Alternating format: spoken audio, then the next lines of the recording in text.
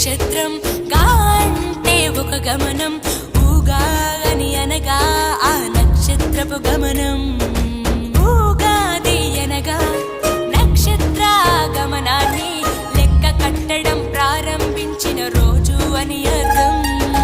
తెలుగు జాతికిది శ్రీకారం, ఇదే కొత్త మన సంవత్సరం.